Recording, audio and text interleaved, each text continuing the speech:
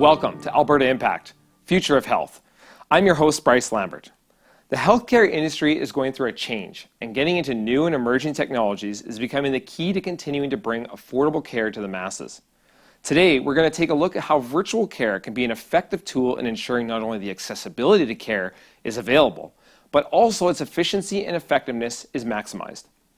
Features like instant 24/7 access to doctors for your team, right from your smartphone or computer, prescriptions and delivery, lab tests, specialist referrals, and so on are just a few of the features that today's guest is going to tell us about coming out of their program, Maple. Please welcome Christy Prada, VP of Business Development from Maple, to tell us more. Thanks for joining us today, Christy. Thank you for having me. Absolutely. So let's start with the basics and give us a little backstory into your origins. Yeah, happy to. So Maple, we're a Toronto-based company. We started about 4.5 years ago. We're actually the brainchild of 3 different co-founders. So one of our co-founders currently our CEO is Dr. Brett Belchetz. He's actually an emergency room physician who practiced locally in Toronto for about 15 years. And the reason the company started was really to tackle something that he saw coming into the emergency room every single day, which is people coming in because they lacked access to a primary care physician and needed to get access to urgent care for things that may not have been an emergency, but they had nowhere else to go. So really, this was something that he wanted to tackle and bring care back into the community. Certainly to remove the wait times that are happening in the emergency rooms right now. Everyone knows this is a common problem in Canada. You go to the emergency room, it's clogged with lots of people that don't necessarily need to be there. Yeah. So looking around the world, telemedicine was actually something that was well underway in development in other countries. So looking south of the border to our friends in the US, there's lots of good examples of telemedicine being used there safely and effectively. Kaiser Permanente is one of the largest healthcare systems in the US and very well respected. And they've recently put out a statement saying that they do about 50% of their visits virtually. So huge opportunity for virtual care and being able to tackle those emerging issues that don't necessarily need to have patients see a physician physically. So they wanted to bring that model to Canada.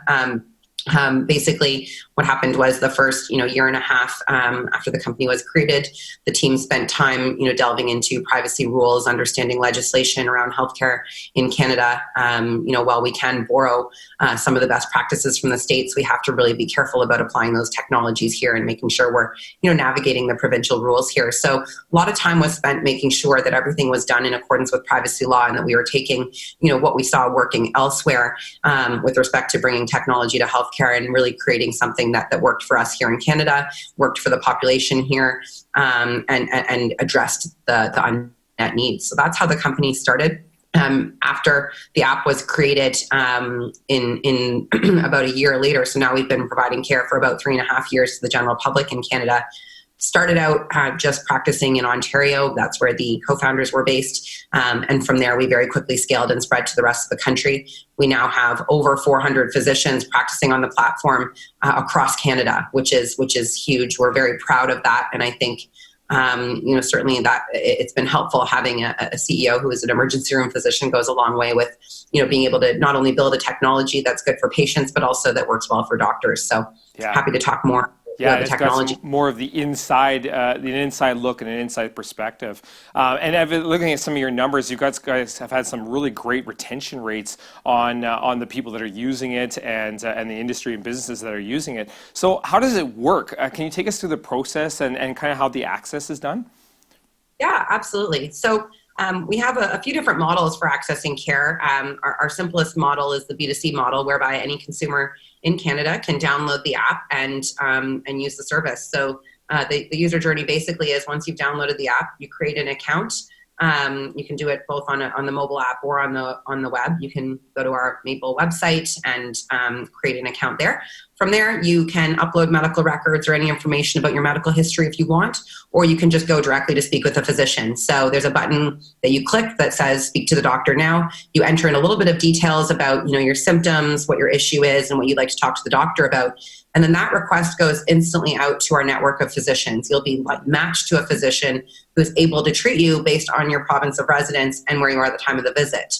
The physician will quickly review and determine if it's appropriate for virtual care and pick up the visit right away if it is. So that wait time from when you submit the request to see the doctor to when you're speaking with one is less than 2 minutes on average. Wow, so that's pretty impressive. Yeah, pretty amazing. Yeah, I think, one of the things that we've been able to do is leverage technology to make the whole process more efficient. In the physical world, you have to go in, you have to get triaged by a nurse or somebody to assess the request, and then you have to wait in a queue to get in to even see the physician. So we've said, with technology, there isn't the requirement to do that. So we've kind of flipped the model on its head, and the physicians are doing the triaging.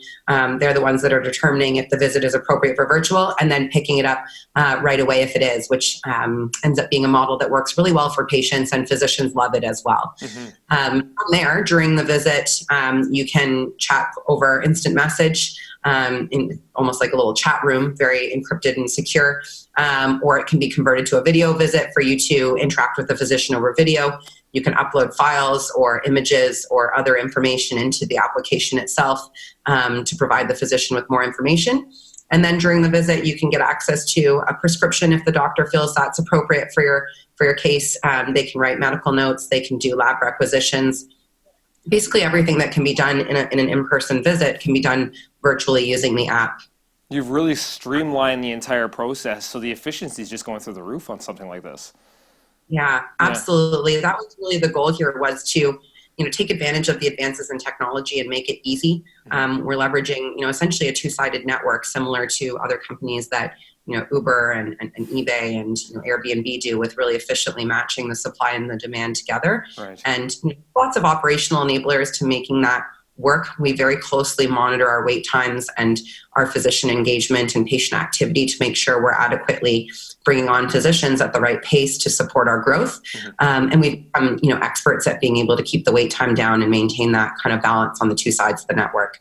Gotcha. Absolutely awesome. So who are some of your partners, and how are you spreading the message? Like what's kind of your catalyst for this? Yeah, that's a great question. So we work across different segments of the industry to bring our product to market. So I mentioned earlier, we have a large and thriving B2C business whereby anybody in Canada can just pick up their phone and join.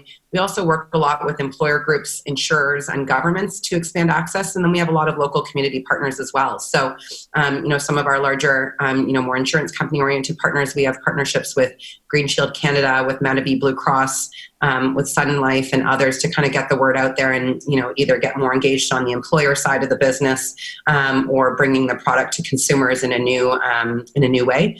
But our community partners are also very compelling. We do a lot of work with different community stakeholders to try to, bring our technology to market, find different scenarios whereby these new models of care can be tested to see, what impact they're having on access to care. And a really good example of that, Alberta is working with Alberta Innovates and Norquest College. We have a pilot that we're running there right now that we're very excited about, and it's going very well, whereby we've worked with those two partners to bring access to virtual care for the newly relocated international students that are at Norquest College. And, you may or may not know this, but international students, when they come to Canada, can be a huge challenge for them to access healthcare. So this is a really great model for them to, be able to access that care, fits into the student lifestyle in a way that they're used to engaging. Students stay are always on their phones. So this is a great way to, enhance that access, work with community partners to kind of test and improve the model and find new ways to scale it across Alberta. Absolutely. Well, we had the Norquest College team on the show here not too long ago, and I know they've been super excited about this innovation and working with you guys, and they said it's been an absolutely pleasure, and it's going so well. So that's really great to hear and see the effectiveness of something like this and a program like yours. So thank you so much for that collaboration and giving us the ability to bring this kind of service to the masses and simplify, streamline healthcare, and bring it to even more people that might not have access to it on a more consistent basis. So that's fantastic. Yeah, thank you. Absolutely. We've been pleased about the partnership as well. really great to have community partners like that are supportive and engaged, and very excited about the opportunities to continue to build inroads in Alberta and find other groups that want to test and learn from this. And we're always keen to be a good partner to different community and government partners and find new ways to integrate the technology into a more sustainable future. For sure. Absolutely. Well, Christy, thank you so much for coming on the show today and sharing this with us. To find out more about Maple, please reference the links below and go visit their website to talk directly to one of the Maple support team staff. Thanks for joining us today.